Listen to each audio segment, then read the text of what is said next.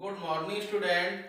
आज BSc first year का second semester, जिसमें कि आज थर्मल फिजिक्स के अंतर्गत फर्स्ट यूनिट को स्टार्ट करेंगे। पिछले वीडियो में हमने सिलेबस के बारे में बताया और हमने क्या बताया कि 4 यूनिट जो हैं वो थर्मल फिजिक्स के हैं और सॉलिड स्टेट डिवाइसेस के 4 यूनिट। तो हम यहाँ पर क्या करते हैं, पहला यूनिट स्टार्ट करते हैं और इस यूनिट में पहली हेडिंग स्टेट वेरिएबल। क्या है हेडिंग? State variable. अब वेरिएबल क्या होता है? हिंदी कहते हैं अवस्था चर। चर मतलब क्या होता है? जो समय के साथ परिवर्तित हो, यानी कि एक सा ना रहे, यानी कि कंडीशन के अकॉर्डिंग इसका मान परिवर्तित हो जाता है, उसको क्या कहते हैं? उसको कहते हैं वेरिएबल। ठीक है, तो स्टेट वेरिएबल क्या होता है इसके बारे में हम यहाँ पर डिस्कस करेंगे। ठीक है, अब देखिए जो वेरिएबल होते हैं, बेसिकली जो वेरिएबल होते हैं वो 3 होते हैं। इनका के नाम प्रेशर, वॉल्यूम तथा टेम्परेचर है। और तीनों ही वेरिएबल कैसे होते हैं? एक दूसरे पर निर्भर करते हैं। किस प्रकार निर्भर करते हैं? कहने का मतलब ये है, अगर प्रेशर में परिवर्तन हो रहा है तो उसके कॉरस्पॉन्डिंग वॉल्यूम और टेम्परेचर में भी परिवर्तन होगा। अगर टेम्परेचर में परिवर्तन हो रहा है तो प्रेशर और वॉल्यूम में परिवर्तन होगा। अगर वॉल्यूम में परिवर्तन हो रहा है तो उसके कॉरस्पॉन्डिंग प्रेशर और टेम्परेचर में होगा। कहने का मतलब ये है, एक के परिवर्तन होने से दूसरे मानों में परिवर्तन होगा जो कि इससे संबंधित है। ठीक है, कहने का मतलब ये है, हमने यहाँ पर दिया हुआ है P is the function of B and T, यानी जो प्रेशर है वो क्या है? आयतन और ताप दोनों का फलन है।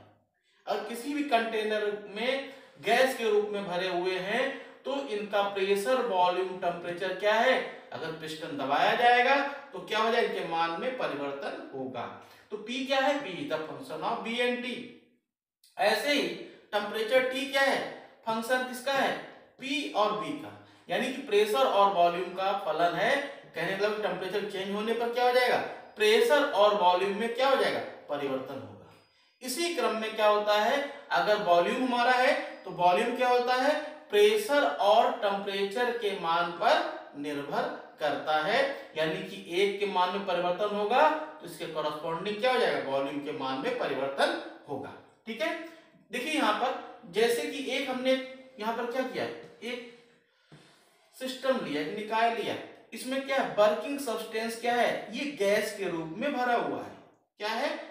वर्किंग सब्सटेंस यानी कार्यकारी पदार्थ क्या है? गैस के रूप में भरा हुआ। उसके ऊपर क्या है? एक पिस्टन लगा हुआ है। इसकी दीवारें कैसी हैं? नॉन कंडक्टिंग है। इसमें किसी प्रकार की ऊष्मा ना तो आ सकती है ना तो जा सकती है, यानी कैसी है? नॉन कंडक्टिंग दीवारें हैं।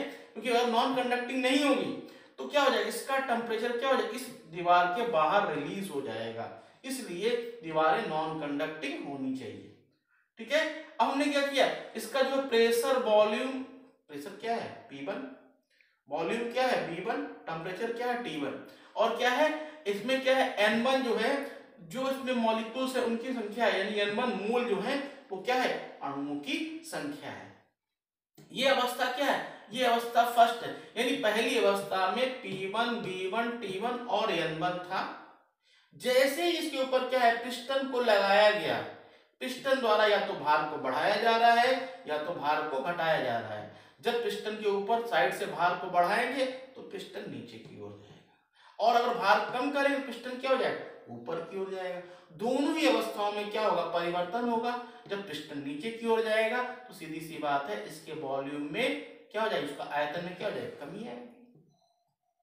और प्रेशर और टेम्परेचर में भी परिवर्तन होगा। देखिए, जब परिवर्तन करेंगे तो क्या हो जाएगा?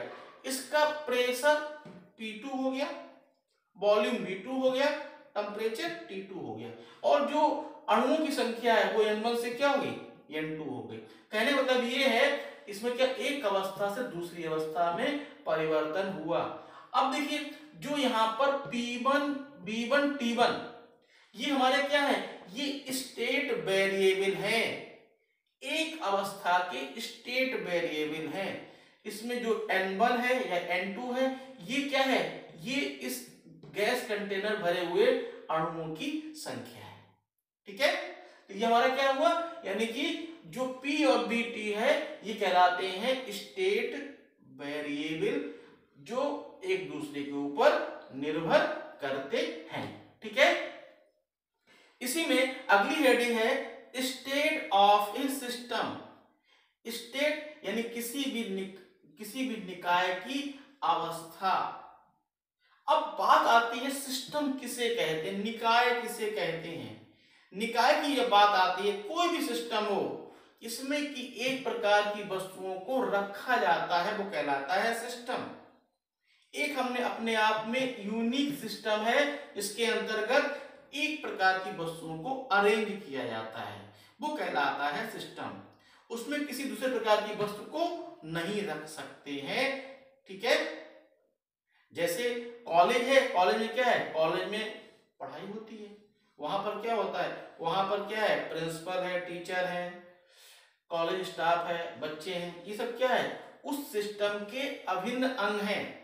उसको चलाने के लिए इन सभी की आवश्यकता होगी, तो ये क्या है, अपने आप में एक सिस्टम। ठीक है, इसी प्रकार से अगर और बात करते हैं, अगर कोई बीएससी फर्स्ट ईयर की क्लास है तो वो क्या है, वो भी अपने आप में एक सिस्टम है। वो इस सिस्टम की क्या एक भाग है, हिस्से हैं। अगर कोई कह दे कि कॉलेज की पहचान किससे हो रही, नाम से हो रही है, उस कॉलेज के अंतर्गत अलग अलग क्लासेस चलती हैं, जहां पर BSc first year, BSc second year, BSc third year, ऐसे ही बीए, बीकॉम दूसरी कक्षाएं भी चलती हैं। सबके अलग अलग क्लासेस हैं और सबके अलग अलग रूम नंबर हैं। किस रूम नंबर में ये क्लास चलेगी, तो वो अपने आप में क्या है, एक यूनिक सिस्टम है। ठीक है, तो यहां पर क्या है, स्टेट ऑफ ए सिस्टम। देखिए यहां पर किसी भी हमारा निकाय है, कोई हमारा सिस्टम है, उसके अंतर्गत आइडियल गैस भरी, आइडियल कहते हैं आदर्श गैस, यानी किसी आदर्श गैस है। और आदर्श गैस की बात भी आती है जब क्या होता है, टीवी की ग्राफिक में ग्राफ खींचते क्या होता है, एक स्ट्रेट लाइन प्राप्त होती है। ठीक है, अब यहां पर क्या है, इसमें क्या है, प्रेशर P है, टेम्परेचर T है, वॉल्यूम V है। इसको जो है आइडियल गैस समीकरण तो PV बराबर होता है nRT, यानी क्या है, PV बराबर nRT। यहां पर n क्या है, जो इस सिस्टम में अणुओं की संख्या है वो कहते हैं n मोल। ठीक है, अगर हमारे संख्या क्या होगी, ये n मोल होता है, इसलिए हमें n लिखा गया है।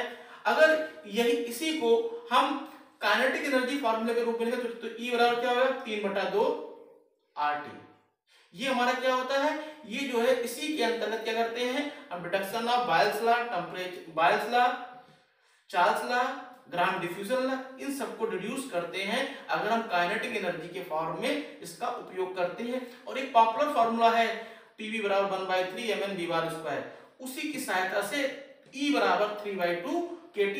ये क्या है, ये काइनेटिक एनर्जी का फॉर्मूला है आइडियल गैस के संदर्भ में। ठीक है, अब देखिए यहां पर the physical state of a system in terms of its measurable property such as P, B, T and it's known as the state of a system। अब देखिए जो स्टेट वेरिएबल है और साथ में क्या है, स्टेट ऑफ सिस्टम में क्या अंतर है, जो हमने पीछे छोड़ दिया था, जो यहां पर अणुओं की संख्या थी, यानी कि जो n मोल अणुओं की संख्या थी, अगर किसी भी निकाय में, किसी भी सिस्टम में प्रेशर, वॉल्यूम और टेम्परेचर, तीन हमारे कितने हैं, स्टेट वेरिएबल, और साथ में क्या हो जाएगा, n मोल अणुओं की संख्या, अगर इन सभी को हम एक साथ काउंट करेंगे तो वो कहलाएगा स्टेट ऑफ ए सिस्टम। यानी क्या हुआ, यहां पर n मोल अणुओं की संख्या साथ में क्या होगी, और काउंट होगी। क्यों काउंट होगी, क्योंकि एक अवस्था से दूसरी अवस्था में परिवर्तन हो रहा है। जब परिवर्तन होगा उस समय क्या हो, अणुओं की संख्या में भी परिवर्तन होगा। ठीक है, कहने का मतलब ये है किसी भी निकाय का स्टेट ऑफ ए सिस्टम होता है जिसकी काउंटिंग P, B, T और n मोल अणुओं के द्वारा की जाएगी, तो कहेंगे state of a system and the measurable P, B, T properties are known as the state variable.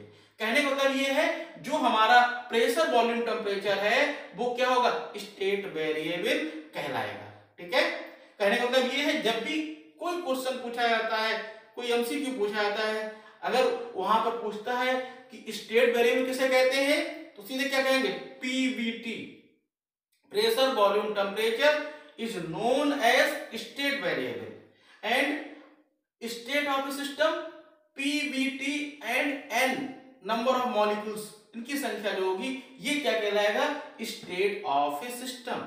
एक सिस्टम हमारा 1 था, एक सिस्टम हमारा 2 था, इसमें क्या था, पहले सिस्टम के अंतर्गत अगर हम बात करते हैं state of a system P1 B1 T1 and N1, दूसरे में आएंगे तो P2 B2 T2 and N2, ये क्या होंगे, ये इस सिस्टम के स्टेट ऑफ वेरिएबल, सिस्टम 1 के, इस सिस्टम 2 के स्टेट ऑफ वेरिएबल होंगे, और इसमें जो प्रेशर वॉल्यूम टेम्परेचर होगा ये स्टेट वेरिएबल कहलाता है। ठीक है, तो हमने क्या किया, आज क्या बताया, स्टेट वेरिएबल, और साथ में बताया स्टेट ऑफ ए सिस्टम क्या होता है।